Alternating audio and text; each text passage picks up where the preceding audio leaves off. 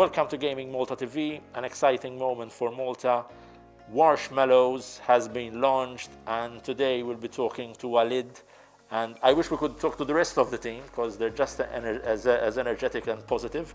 And you know, it's great to have a video game which is basically being launched from the island of Malta. And GamingMalta, which is, we pride ourselves on being home of gaming excellence. We are giving our full support towards this. And here I am with Walid, the Chief Energetic Officer of YouRun.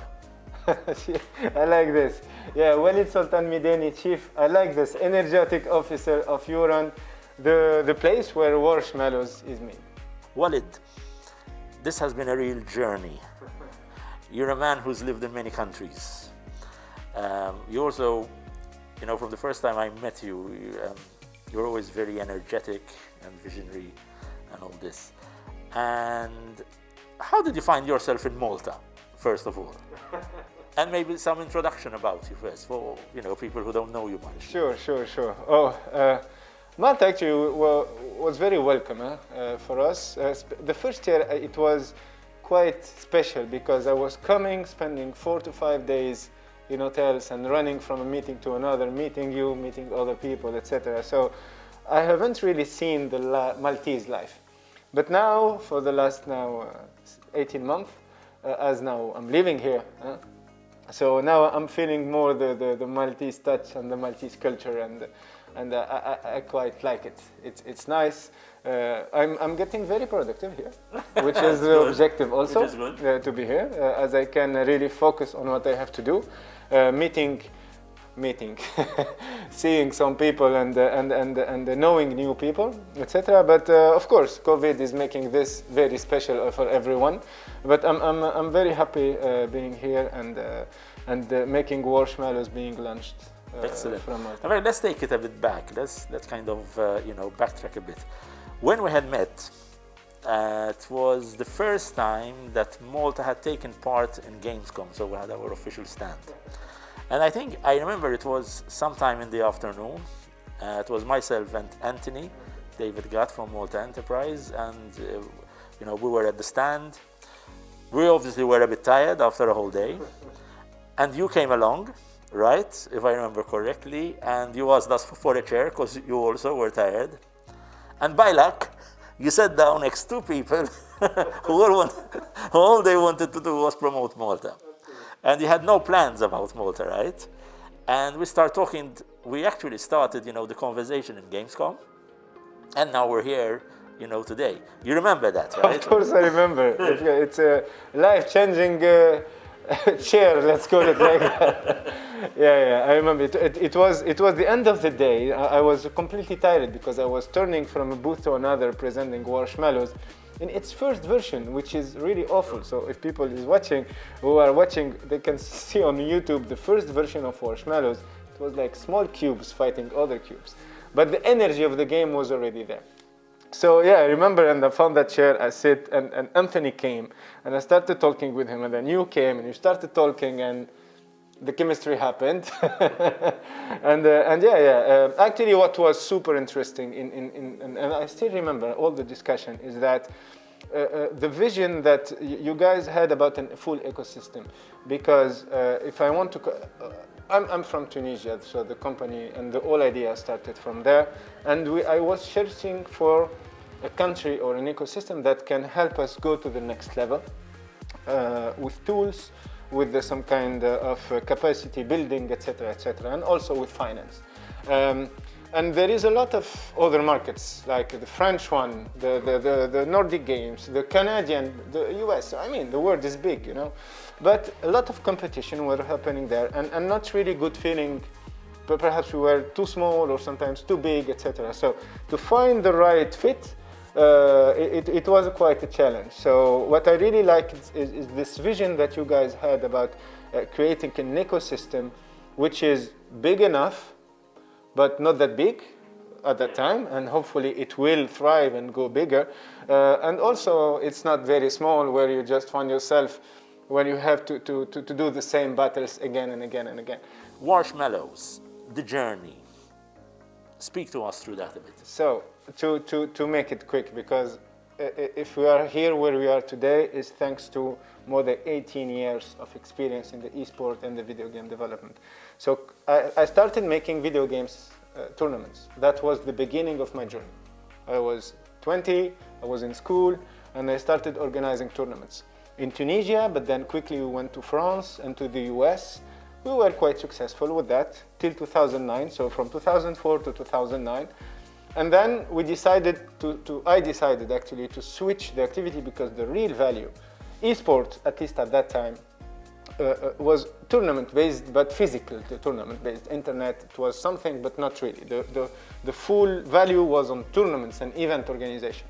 So, but the real value of the video game industry is in the titles themselves. So the content is king. So I wanted to start my own studio to create the games. And from day one, when I started Digital Mania in Tunis, the idea was to create a game that can bring everyone, normal people, not video game champions or geeks perhaps, or wherever it is, very high level hardcore players, but anyone who can play video game and can handle a gamepad, play in a competitive way and feel the competitive aspect of the video game. Because it's super fun. You can be at home playing on your PlayStation, and suddenly you are on a big stage playing to win millions of dollars and under the spotlight, and it's a showbiz, you know. And we started from there. But of course, going from a pro in event organization to video games development, it's completely different. Yeah. It's definitely completely different ball game. So we went through a lot of things. The journey was long, so that was 10 years ago. I personally shipped 125 games on mobile, VR, AR, etc. But then in 2018, I said, okay, stop. Now we know everything. At least we know. we at least reached a certain level of expertise developing games, and now we need to do. We go back to the initial vision, which is make a game where everyone can play. And I want to see, for example, a little girl, 8-year-old, on a stage winning a major video game tournament. Or perhaps a 50-year guy with his son playing together, or a mother playing with her son, playing together and winning a major video game tournament. And we started designing Warshmallows with the team. So we wanted the game. It needs to be a shooter, because people like shooting, but a shooter without violence, or at least obvious violence. So it needs to be fun. So in Warshmallows, for example, there is no killing, no dying. People get bubbled. So even if I shoot you in the game, you are stuck in a bubble, like a bubble gum or something, and you still be able to move around the level and go annoy the other survivors. We wanted also to make a game that can be played quickly. For example, you today don't have a lot of time. You want to play with your kids a game. It needs to be interesting for them that you play with them, because the game needs to be some kind of energy about the game. And also you don't need to feel that you are a loser with them, you know. Yeah. So it needs to be something accessible for everyone. I will lose with my kids, definitely, man. But you will battle. Yeah. You will try to prove something, you know, even if they are going to win. And this is also what the part of the philosophy of the making Warshmallows. And we wanted to be really in 2D, like cartoony stuff. So 3 years designing, making the game, about also another philosophy, which is How many years did you say? 3 years. We started exactly the 28th May 2018. Okay. Putting the first code offline in the game. And 2 weeks after that, we did a very ugly prototype, and we went a major event, even like Gamescom. I had a very ugly prototype, and I was showing everybody, and come play, because I wanted to see people playing the game and building the game around their feedback. Not just us having this crazy idea and putting 2 years or 3 years building, and then you say, hey, this is the game. No, of course not.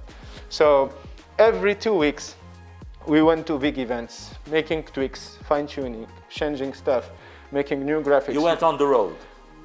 All the time, and having like very harsh and we like brutal, honest feedbacks. This is what we were searching for, and this is The what brutal truth. Brutal, yeah.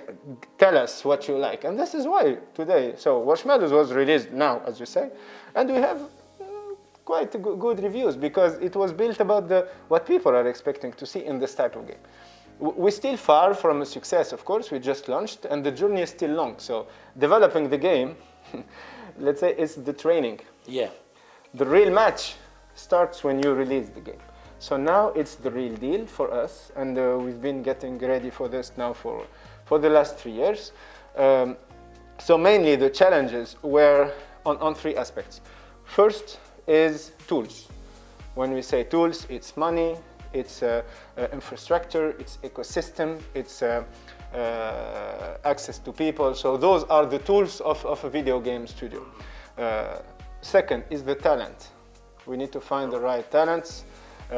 Which is always a challenge, right? Which is the major challenge. Absolutely. So, and today talents are everywhere. You can find people in Venezuela, you can find people in Malta, you can find people in France, and which is awesome, of course. But also you need to have people next to you. So also this was the second challenge. And the third one, of course, is the distribution and commercialization of the game, because the 2 first are to do the game, the third one is definitely to sell it. And what about, Walid, what about when you go and approach for funding and venture capitalists? What's the story there? Because I'm always taken aback when people come and talk to us, you know, and you know, they're on the journey with you know, seeking funding. And actually I say, you know, how do they manage to sleep at night? You know, because you're thinking ahead and you're living nearly from one quarter to the next, up to a certain extent. Give us a bit an insight about it, and maybe also your learnings, because I mean, there is no magic recipe.